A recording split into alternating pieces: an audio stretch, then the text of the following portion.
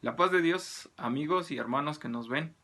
El día de hoy vamos a tener la oportunidad de compartir este breve mensaje de la palabra de Dios, el cual se encuentra en el libro de Números, en el capítulo 13, y vamos a ir seccionando algunos de los versículos que se encuentran en este capítulo. Vamos a abrir la palabra de Dios en el libro de Números, capítulo 13, y vamos a leer primeramente los versículos 1 y 2, que dice de la siguiente forma. Y Jehová habló a Moisés diciendo: Envía tú hombres que reconozcan la tierra de Canaán, la cual yo doy a los hijos de Israel. De cada tribu de sus padres enviaréis un varón, cada uno príncipe entre ellos.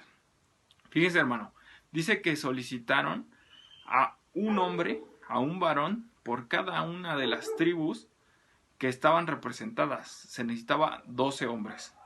Aquellos hombres seguramente eran hombres de renombre. Eran hombres que tenían capacidades o cualidades que sobresalían entre todos los habitantes de su tribu. Y ellos tenían que ser capaces, tenían que tener esa habilidad de poder sobresalir y de poder realizar los trabajos que se les iban a encomendar. Entre las tareas que iban a realizar en este viaje, que iba a durar cerca de 40 días, estaba cruzar un desierto, subir un monte y también entrar a una tierra desconocida. Vamos a ver qué dice el versículo 17 al 20.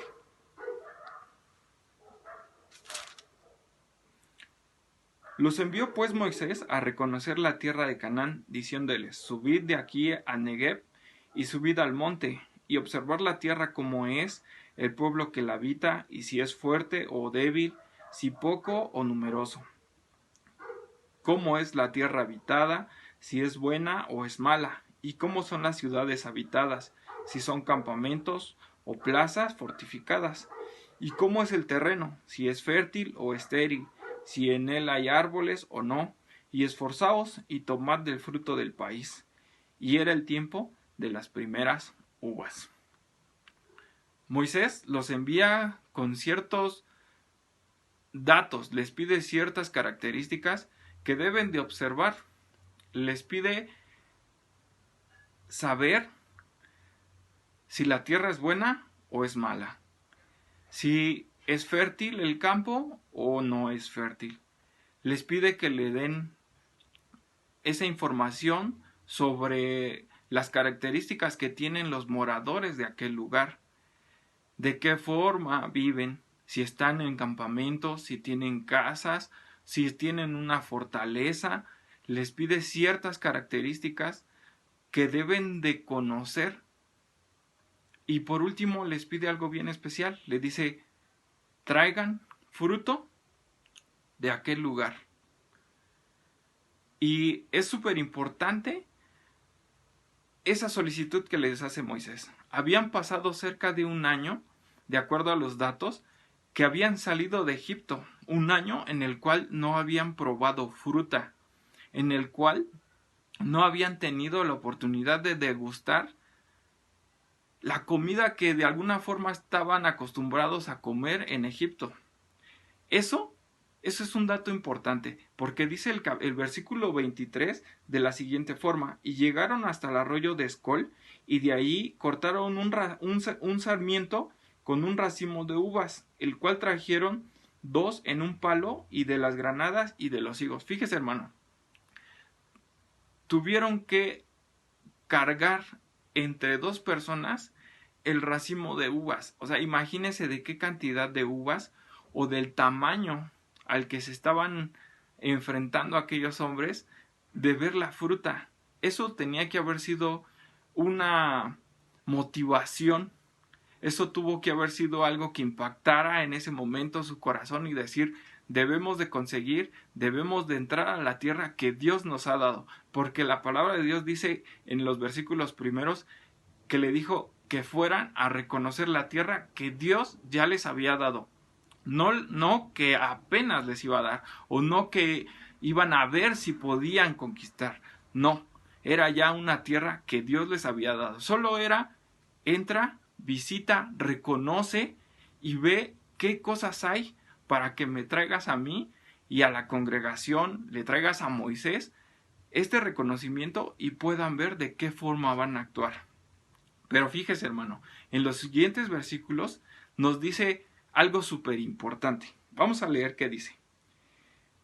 Y anduvieron y vinieron a Moisés y a Aarón y a toda la congregación de los hijos de Israel en el desierto de Parán en Cades, y dieron la información a ellos y a toda la congregación, y les mostraron el fruto de la tierra, y les contaron diciendo: nosotros llegamos a la tierra a la cual nos enviaste, la que ciertamente fluye leche y miel, y este es el fruto. Mas el pueblo que habita en estas tierras es fuerte, y las ciudades muy grandes y fortificadas. Y también vimos allí a los hijos de Anac, y también habita en ese lugar los hijos de Amelec. Y fíjese, hermano, Moisés les había dado una instrucción, o bueno, les había dado bastantes. Les había dicho: ve y dime cuáles son las características. Pero aquellos hombres se habían centrado, su vista se había centrado en todas las cosas negativas para que ellos pudieran avanzar. Vieron que la gente era de gran tamaño, que las ciudades eran ciudades fortificadas, que para ellos, al verse enfrente, se comparaban como una langosta. Eran para ellos el tamaño, su altura de el pueblo de Israel era como un insecto, dicen ellos, de acuerdo a la altura de los hijos de Anac. Pero todos se terminaron estremeciendo, todos se terminaron sintiendo que no podían llegar a tomar esa tierra que Dios ya les había dado. Y sin en cambio, dice que Caleb y Josué fueron los únicos que tuvieron un corazón, un espíritu diferente a aquellos hombres. Pero ¿qué pasó? Si seguimos la lectura, dice que toda esa noche aquel pueblo lloró, se entristeció y renegó de lo que Dios podía hacer en sus vidas. Dios, en capítulos anteriores, y eso quiere decir que a lo mejor fue en un tiempo pequeño, ya les había proporcionado las codornices, ya les había dado maná, o sea, ya habían probado de la bendición de Dios, hermano. Y aún así, cuando Dios nada más les estaba diciendo: ve y reconoce porque yo ya te di esa tierra, su corazón se estremeció. ¿Y de qué nos sirve ahora esto, hermano? Muchas veces nuestro pensamiento es: no lo puedo hacer. Algunas veces tenemos algo que Dios nos dice: hazlo. Dios nos dice: lo vas a lograr porque yo estoy contigo, porque tú has confiado en mí, porque tú has puesto tus ojos en mí. Pero a lo mejor pasa un pensamiento por nuestra mente en el cual es: no lo puedo hacer. La respuesta de aquellos hombres fue muy clara: no podemos pasar a esa tierra porque los hombres que habitan en ella son más fuertes que nosotros. Como les digo, hermanos, tenían muy poco de haber salido de Egipto, y el pueblo era un pueblo esclavo, no era un pueblo que se levantara en guerra. Pero, hermano, Dios había hablado y había estado con ellos. Su presencia se había manifestado ya dentro del pueblo, y aún así no podían creer y no querían reconocer que Dios iba a hacer cosas grandes en ellos. Muchas veces así nos pasa, hermanos. Aun cuando tenemos el conocimiento de la palabra de Dios, aun cuando tenemos el conocimiento y hemos vivido cosas maravillosas en Dios, a veces nuestro corazón se entristece y a veces podemos pensar: no vamos a pasar a esta tierra, no vamos a lograr estas cosas. A veces en esta pandemia podemos tener un conflicto de: mi negocio no va a resistir, o el trabajo puede que me despidan, puede que pasemos una situación difícil. Pero, hermano, dice que Dios iba con ellos, y así como dice que iba con ellos, va con nosotros. Nuestro Dios va delante de nosotros. Solamente es poner nuestros ojos en Él, fijar nuestra mirada en lo que Dios puede hacer por nosotros. Nosotros no tenemos a lo mejor los recursos, nosotros a lo mejor somos incapaces, pero Dios en su infinita bondad y en su infinita misericordia nos permite ver grandes cosas. Si usted, a lo mejor amigo, hermano, se está viendo en una situación complicada, puede renegar de alguna forma de lo que Dios puede hacer en su vida. Lo que pasó con aquellos hombres después de haber renegado de que Dios podía dar la victoria fue 40 años estar vagando por no haber creído.